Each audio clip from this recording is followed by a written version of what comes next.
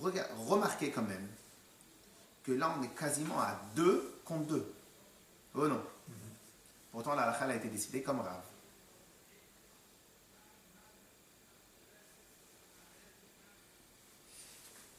Okay. Cela veut dire qu'a priori, ils ont décidé, les Chachamim, que Rav, entre Rav et Shmuel, la halakha est comme Rav.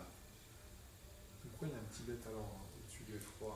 Alors ça, c'est pas un vrai... Non, c'est pas un bête. Oui, mais ça, c'est Rav qui parle. Ouais, c'est la première. Où ça? Où tu vois le bête? Ah oui, assaut, pardon. Ok. Pardon. Ok. Donc, malgré qu'on est à 2 contre 2, a priori, là-bas, les Chachamim, à l'époque, ils avaient la règle que s'il y a une machloket entre Rav et Shmuel, eh bien, on fait systématiquement la halakha comme Rav. Ok. Maintenant, on va passer à une autre petite halakha. Pourquoi maintenant un poussin qui clôt, qui est éclos, eh ben, il va être permis de faire la shrita. Et pourquoi, lorsqu'il est dans l'œuf, on n'a pas le droit de faire la shrita? Parce que dans l'œuf, il est plus viable. Pas viable, alors que comme il est éclos, là, il est viable. Enfin, il est apte à... Alors, vous allez voir une halakha qu'on avait effleurée un peu plus. Regardez bien. Tano Rabbanan, c'est ça? Non. Si, Tano Rabbanan. Ah Vous oui, avez... oui, c'est ça. Le shrita de Rabbanan. Alors, Tano Rabbanan, les Chachamim nous enseignent. Un frère shenolad biyom tov, il a saut. Un frère qui n'est pas dans Yom Tov, il est interdit. Ah. Maintenant, vous avez compris pourquoi on a décidé que la halakha est comme Rav. Parce qu'en vérité, le Tano Rabbanan va contredire Shmuel. Je reviens dessus dans 5 minutes. Okay? Tano Rabbanan, Chachamim nous enseigne. Efroach shenolad biyom tov, il a saut. Un poussin qui est né pendant Yom Tov, il est interdit. Pourtant, il y a une seconde, Shmuel, il a dit qu'il était permis. Oui ou non? Donc là, on n'est plus à 2 contre 2. Là, on est à 3 contre 1. Ok? On n'est plus à 1 contre 1. On est à 2 contre 1. Pardon. Ok? Tout à l'heure, on avait Rav contre Shmuel. Ok? Donc, on était à 1 contre 1. Le Tano Rabbanan fait basculer la balance du côté de Rav. Parce qu'en fin de compte, il n'est pas d'accord avec Shmuel. Ok? Donc, Rabbi Eliezer Ben Yaakov, il dit, mais attends, pourquoi tu me parles de Yom Tov? Si un poussin, il est né, à Bechol Assour, même pendant le Chol, il est interdit, le poussin de faire la shrita. Alors là, je ne comprends plus rien. Au début, tu m'avais dit que c'était à cause de Yom Tov, et là, tu me dis que ça n'a plus rien à voir avec Yom Tov. Non. Parce qu'en vérité, ce qui rend permis un poussin n'est pas Yom Tov. Il y a une seule condition. Est-ce que le poussin, il a ouvert les yeux ou pas? Et en réalité, un poussin, quand il est clos, ok? Il Il est encore... Il n'y a pas une grande différence entre... Il n'y avait pas les plumes et tout. Okay? Ouais, donc il va prendre encore quelques jours avant de pouvoir se dégourdir un peu. Ok? Alors regardez dans les livres. Regardez dans les livres. Il dit, mais 2 secondes. Rabbi Eliezer Ben Yaakov, il dit, Av bechol asso. Pourquoi? Les filles shelon niftechu einav. Parce qu'il n'a pas encore ouvert les yeux. Keman azla. Selon qui va cette chita-là? Envoie-moi l'endroit. Selon qui va cette chita-là? Adetania. Comme il y a marqué. Lechol asher etz hashoretz al haaretz.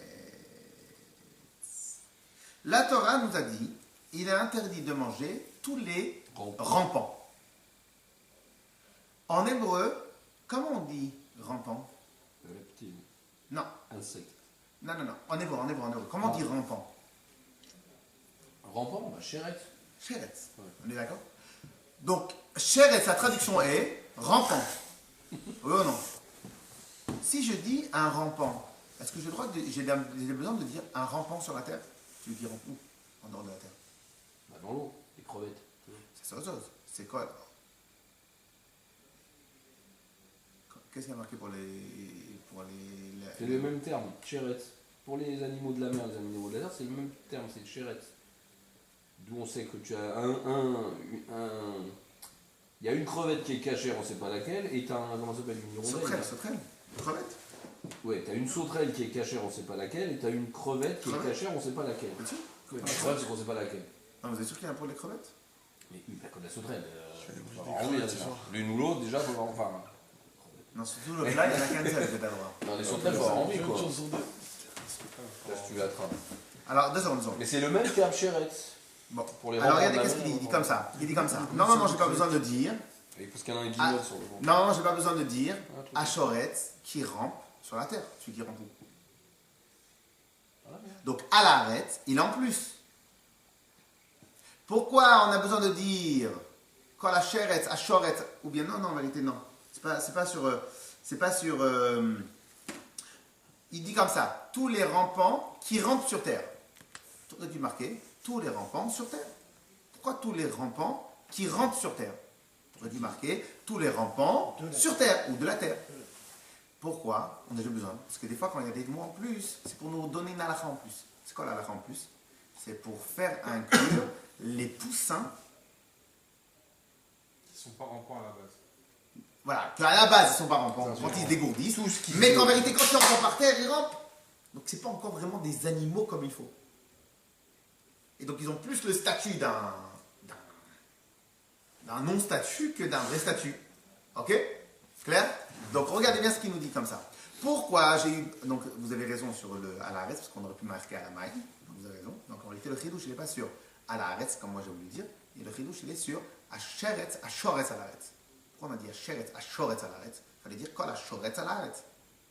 Pourquoi le sheretz? Parce qu'en vérité, le efroach, il a le statut d'un sheretz. Tant qu'il n'a pas ouvert les yeux, il a le statut d'un sheretz. Ok? Et regardez.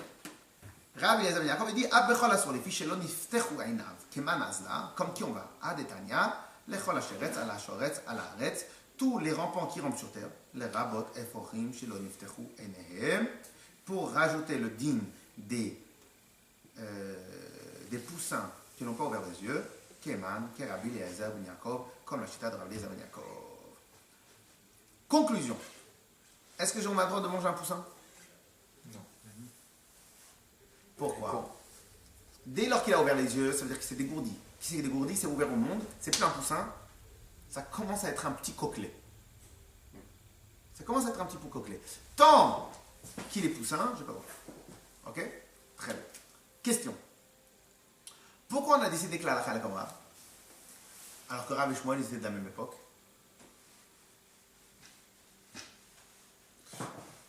Finalement, on parle pas de la même chose au final. On parle pas de Mouksen. Non, mais Rav, il avait dit que j'ai le droit de manger le poussin. J'ai pas le droit de manger le poussin parce qu'il n'est pas permis à travers sa mère. Mais Shmuel, il a donné une bonne svara. Shmuel, il a dit j'ai le droit de manger le poussin parce que ça, il a eu un changement de statut. Ça aussi, ça tient la route. Alors pourquoi j'ai pas dit la halakha comme Shmuel?